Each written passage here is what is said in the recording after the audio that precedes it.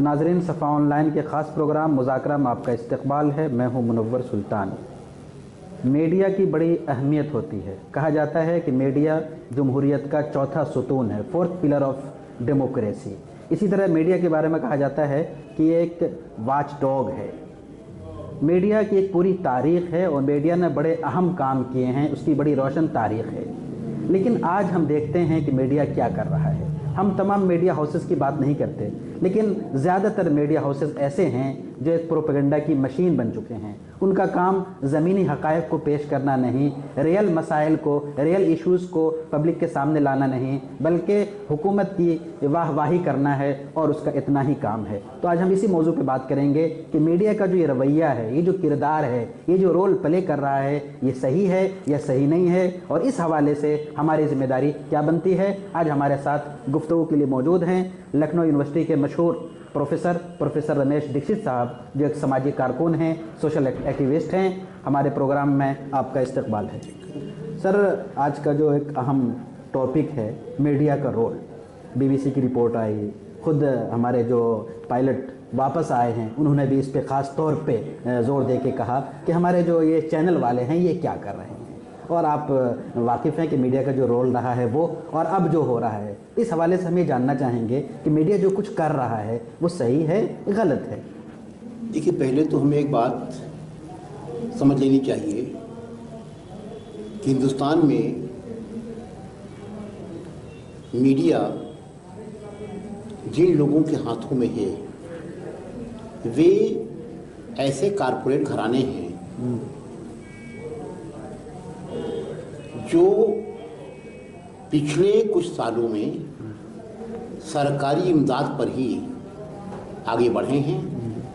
और आपने देखा कि किस तरह से हिंदुस्तान के कुछ धन्ना सेठ अरबपति से खरबपति बन गए सरकार की मेहरबानी से, जिसे हम क्रोनी कैपिटलिज्म कहते हैं। तो स्वाभाविक है कि ऐसे धन्ना सेठ वो चाहेंगे कि उनकी करना चाहिए, उन्होंने जो मीडिया हाउसेस शुरू किए हैं वे सरकार के साथ रहें, क्योंकि सरकार से उन्हें काफ़ी मदद चाहिए, और अगर सरकार की मदद वो करेंगे तो दूसरों को मदद करने का सिलसिला बन जाता है।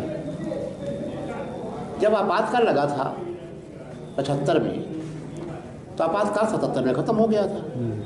तो एक बड़े राजनेता थे हिंदुस्तान के, उन्होंने कहा था कि आपातकाल में मीडिया से केवल झुकने के लिए कहा गया था।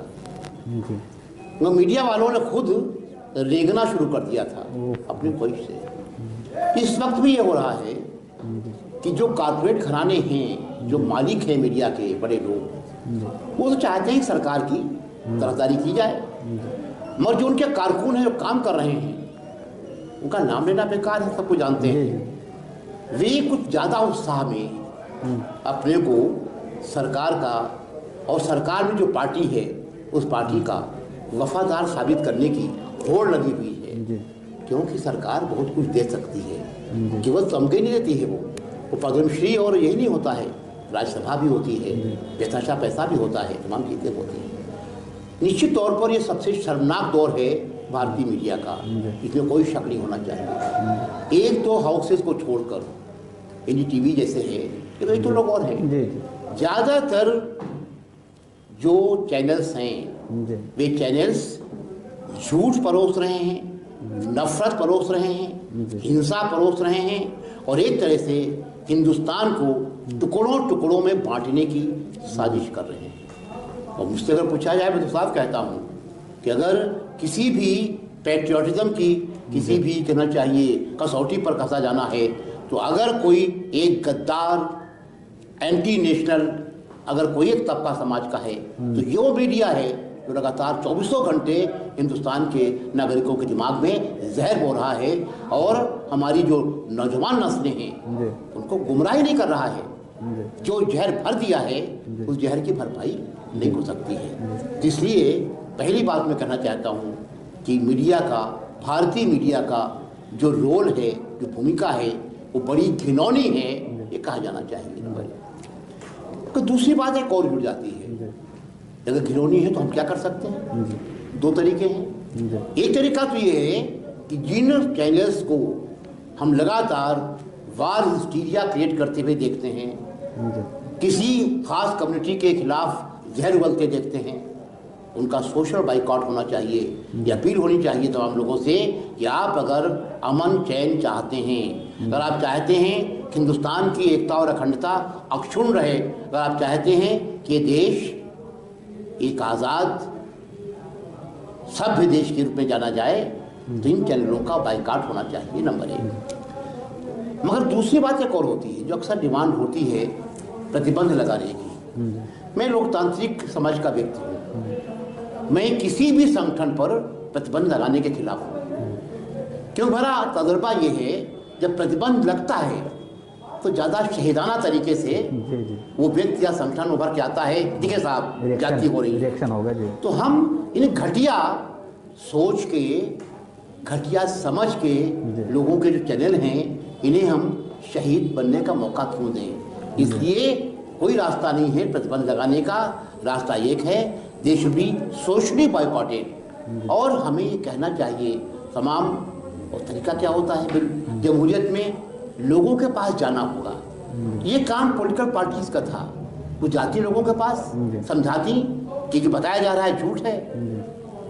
ये कहने में कोई मुझे गुरेज नहीं है कि ये जो रोल पॉलिटिकल पार्टीज का होना चाहिए था वो उतना रोल नहीं निभा रही है। अगर निभा रही होती तो जो झूठ, जो नफरत ये लोग परोस रहे हैं, उसकी काट के लिए, उसके जवाब में हम कह सकते थे कि सरासर झूठ है, हम कहने को तैयार हैं।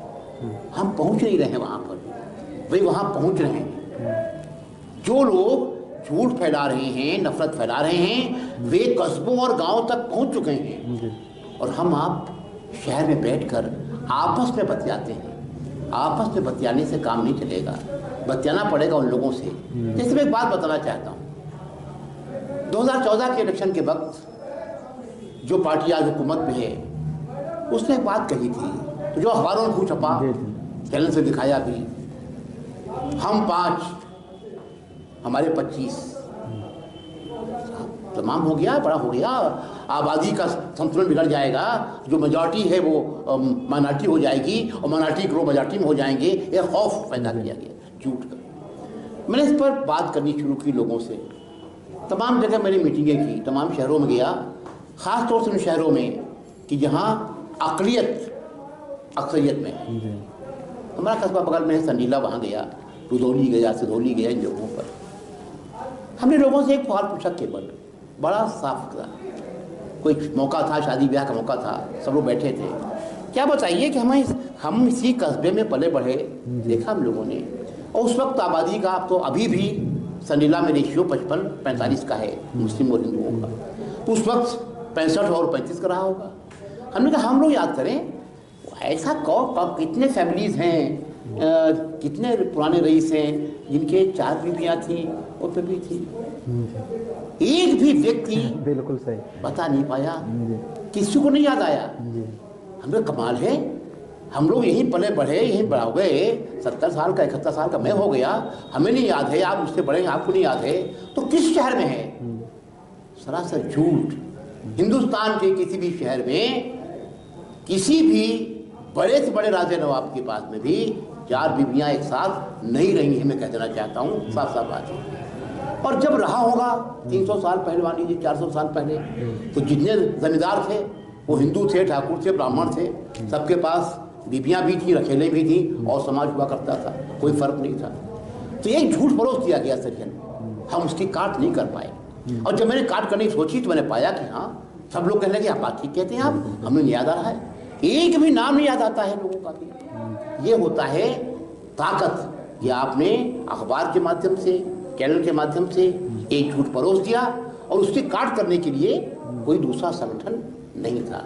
हमें समानांतर संगठन खड़े करने होंगे, हमें वैकल्पिक मीडिया बनाना पड़ेगा। वैकल्पिक मीडिया ही एकमात्र होप है, एकमात्र उम्मीद की किरण है आपके पास में। ये धन्ना सेठ, इन्हें टीआरपी के हिसाब से बिजनेस करना है, इन्हें न देश की फिक्र है, न समाज की फिक्र है, न नई नस्ल की फिक्र है, न बच्चों के दिमाग में क्या जहर जा रहा है, इन्हें कोई फिक्र नहीं है। इसलिए मैं कहना चाहता हूँ कि आज भी विश्वसनीयता के स्तर पर बीबीसी क्यों देखते हम लोग? आपातकाल में भी होता था, बीबीसी वाज मोस्ट रिलायबल। आज वही बीबीसी जब हमें एक विश्वसनीय खबर देती है तो हुक्मरानों को लगता है कि ये सही नहीं है। हुक्मरानों को जो अच्छा लगे, जो सही कहे, वो उनके लिए ठीक है, बाकी हर चीज़ गलत है। तो साफ साफ बात यह है कि हम इस बात को बार बार दोहराएं, समाज के मुख्तलिफ तबकों तक पहुंचने की कोशिश करें और वहाँ जाकर बताएं कि तुमने जो फना चैनल पर देखा है, ये चैनल वाले केवल युद्ध का माहौल पैदा कर रहे हैं। युद्ध का माहौल केवल अपनी नियत से नहीं पैदा कर रहे हैं, उसका एक अर्थशास्त्र है। अर्थशास्त्र ये होता है कि जब युद्ध होता है तो हथियार बिकते हैं, हथियार जब बिकते हैं तो उसके लिए एजेंट जो होते हैं। ये तमाम लोग चैनल के तमाम जो खुंखार एंकर बैठे हुए हैं, जो चिल्ला कर आपसी देशभक्ति के बारे में बात करते हैं, ये वो लोग हैं जो हथियार बनाने वाली जो कंपनियां हैं उनके दलाल हैं। धीरे धीरे बेच नहीं रहे हैं, मंझोले हैं, बिचौलिए हैं उसके बीच के। अगर युद्ध होगा, हिंसा होगी, हथियार समाज में आएंगे, तब इनकी दुकान चलेगी। इसलिए ये बात भी हमें एक्सपोज करनी चाहिए कि ये जो देशभक्ति परोस है 24 घंटे, ये देशभक्ति नहीं है, ये देश को तोड़ने की साजिश है। यही वो लोग हैं, यही वो चेहरे हैं जो लगातार, अगर समाज अगर टूटेगा, हिंसा बढ़ेगी, लोग आपस में लड़ते रहेंगे, तो देश तरक्की करेगा कि देश डूबेगा? तो सवाल ये है कि मीडिया के रोल पर केवल छाती कूटने से कुछ नहीं होने वाला है। ये अपना रवैया बदलेंगे नहीं, ये इनकी दुकान है, इनका धंधा है, इनका धंधा तो करेंगे। हमें इस धंधे के खिलाफ इसको एक्सपोज करना पड़ेगा। जो भी चैनल्स ऐसे हैं जो अभी भी सही बात कर रहे हैं, जो हिंसा नहीं परोस रहे हैं, हमें उन चैनल्स को आगे बढ़ाने की कोशिश करनी चाहिए। लोगों से कहना चाहिए कि फला चैनल पे अगर आपने देखा हो तभी एतबार कीजिएगा किस चीज़ पर, वरना एतबार न कीजिएगा। ये कह सके हम लोग, अगर ये कहेंगे तो आप पाएंगे कुछ दिनों बाद अगर इनकी व्यूवरशिप कम हो जाएगी, सही रास्ते पर आ जाएंगे, अपने आप ही मैं कहना चाहता हूँ। सर, हमारा जो मुल्क है एक डेमोक्रेसी है, हर चीज़ के लिए सिस्टम है, हर चीज़ को रेगुलेट किया जाता है। बहुत सी चीज़ें हैं जिसके लिए एथिक्स हैं, अखलाकियात हैं। मीडिया के लिए भी एथिक्स होंगे, लेकिन आज वो पामाल किया जा रहा है, रोंदा जा रहा है। उसके लिए इदारे भी हैं, जैसे प्रेस काउंसिल है और दूसरे हैं। ये इदारे और हुकूमत की जो और मिशनरी हैं वो बिल्कुल खामोश हैं। हालांकि ऐसा नहीं है कि सिर्फ उन्हीं को फ़ायदा हो रहा है, उनको नुकसान भी हो रहा है या नुकसान भी हो सकता है। तो ये जो इदारे रेगुलेट करने के लिए हैं, ये खामोश क्यों हैं? देखिए, इस पर तो बड़ी इंटरेस्टिंग बात, देखो दो चीज़ें हैं। एक तो ये है कि ये इदारे अपनी विश्वसनीयता आपातकाल के दौर से ही खो चुके थे। चाहे प्रेस काउंसिल ऑफ इंडिया हो, उसका कोई दबाव नहीं रह गया है, चाहे एडिटर्स गिल्ड हो, कोई दबाव नहीं रह गया है, चाहे वो ब्रॉडकास्टिंग एसोसिएशन का हो, कोई दबाव नहीं रह गया है। सारे के सारे संस्थाएं ये ताकतवर लोगों के हाथों में, पैसे वालों के हाथों में खिलौना बन के रह गई हैं। ये असलियत है। अगर इन संस्थाओं ने हस्तक्षेप किया होता सही मौके पर तो चीज़ें फर्क होती। इसलिए हम हिंदुस्तान की एकता और अखंडता जैसी चीज़ को, हिंदुस्तान के निज़ाम को, हिंदुस्तान के आईन को, हिंदुस्तान के सेकुलर कैरेक्टर को हम इन संस्थाओं के भरोसे छोड़ नहीं सकते। बात साफ है। और ये अगर अपनी जिम्मेदारी नहीं निभा पा रही हैं तो हम क्या करेंगे? हमारा आप देखते देखते क्या हो गया है, कोई संस्था ऐसी बची है जिसकी साख बची हो, और जिनकी साख बची है उनकी साख मिट्टी में मिलाने की साजिश आज की सरकार कर रही है। आज की सरकार और तो और जो सबसे इम्पोर्टेंट कहना चाहिए ऑर्गन से स्टेट के, जिन पर हमें नाज है, हमें फख्र है अपनी सेना पर, हमें फख्र है अपने सुप्रीम कोर्ट पर, हमें फख्र है अपनी उन तमाम इंस्टीट्यूशंस पर जो लगातार हमारी जमहूरी जो राइट्स हैं उनकी हिफाजत कर रहे हैं, उन सबको भी ये लोग नष्ट करना चाहते हैं। सारी कोशिशें हो रही हैं। तो जरूरत इस बात की है कि ये नुकसान केवल हमारा आपका एक बिरादरी का, कुछ संगठनों का नहीं है। ये नुकसान हिंदुस्तान मुस्तकबिल क्या होगा, भविष्य क्या होगा हिंदुस्तान का। इसलिए मैं कहना चाहता हूँ कि सही बात यह आती है कि हम इन इदारों को, इनका जिक्र आपने किया, प्रेस काउंसिल ऑफ इंडिया से लेकर तमाम जो संगठन हैं, इनकी कॉन्शियस को प्रिक करें, इनको चिट्ठियाँ लिखें, इनसे कहें कि भाई क्या कर रहे हो, हमारी साख खत्म हो रही है, कुछ तो शर्म करो, कुछ तो देखो यहाँ पर, ये कहने की मत कर सकें। और दूसरी बात, एक बात और कही जानी चाहिए, और वो ये, और जिसमें इस हमाम में जो सब नंगे हो जाते हैं कि जर्नलिस्टों में, चाहे वो अखबार का जर्नलिस्ट हो और चाहे वो इलेक्ट्रॉनिक मीडिया का हो, जो बड़े बड़े ओहदे आ गए हैं। अब पत्रकार को या चैनल के आदमी को उसे सूचना आयुक्त भी बनना है। सूचना आयुक्त कौन बनाता है? सरकार बनाती है। सरकार बनाएगी तो आपसे कीमत वसूलेगी। फिर अब तो उतनी काफ़ी नहीं है, MLC बनना है, राज्यसभा में जाना है। आपको याद होगा, नाम क्यों लूँ, देखते देखते हमारे हम उम्र हमारे साथ के कई लोग पत्रकार, अच्छे पत्रकार थे, वो राज्यसभा में चले गए, कुछ तो मंत्री भी बन गए यहाँ पर भी।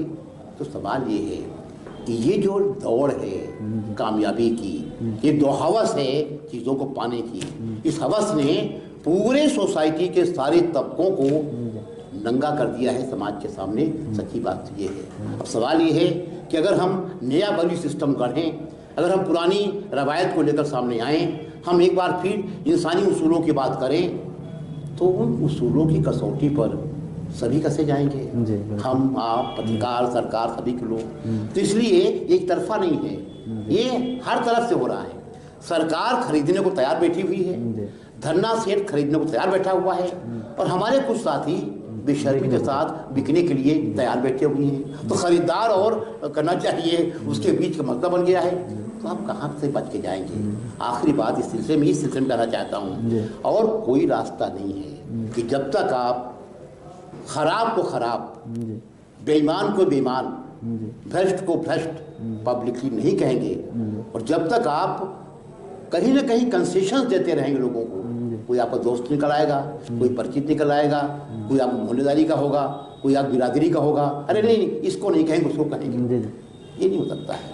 अगर आप अच्छा समाज चाहते हैं तो आपको पूरी सख्ती के साथ, चाहे कोई रिश्तेदार हो, नातेदार हो, आपको साफ साफ कहना पड़ेगा कि अमुक व्यक्ति, अमुक संस्था, अमुक चैनल, अमुक अखबार ये जहर बेच रहा है, नफरत बेच रहा है, इनका सोशल बाइकाट होना चाहिए। हम पोस्टर लगाएं पूरे शहर में, पोस्टर लगाकर, इश्तिहार लगाकर कहें these channel should be boycotted, ये लोग लाशों के सौदागर हैं। जब कहें साफ साफ कहना चाहिए, और वरना हम सीखते रहेंगे, आपस में दुखी होते रहेंगे।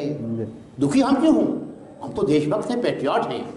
फैज़ अहमद फैज़ साहब ने वो लंबी उसमें गज़ल में एक में कुछ लाइनें हैं कि जिस धज से कोई मक्तल में गया वो शाम सलामत रहती है, ये जान तो आनी जानी है, इस जान की तो कोई बात नहीं। इसलिए अगर डंके की चोट पर झूठ को झूठ, बेईमानी को बेईमानी, हिंसा को हिंसा, हत्या को हत्या, हत्यारों को हत्यारा, ये कहने की जरूरत है। मैं समझता हूँ कि जो भी चैनल इस तरह की बात कर रहे हैं, हम उन चैनल्स को सपोर्ट करना चाहिए हमें, और वी मस्ट इंश्योर कि ये जो चैनल जो जिनमें होड़ लगी हुई है कि कौन ज़्यादा चापलूसी करेगा, कौन ज़्यादा इंसानों के खिलाफ बोलेगा, कौन ज़्यादा हत्या की पॉलिटिक्स करेगा, उनका सोशली बाइकॉट, मुझे लगता है इसके अलावा और कोई शांतिपूर्ण तरीका नहीं है। हम उन्हें मार तो सकते नहीं, पीट सकते नहीं, वो समाज बने रहेंगे लगातार, वो भी वो ताकतवर हैं, वो पैसे वालों को दलाल हैं, हमसे कहाँ नहीं पढ़ पाएंगे। मगर हमें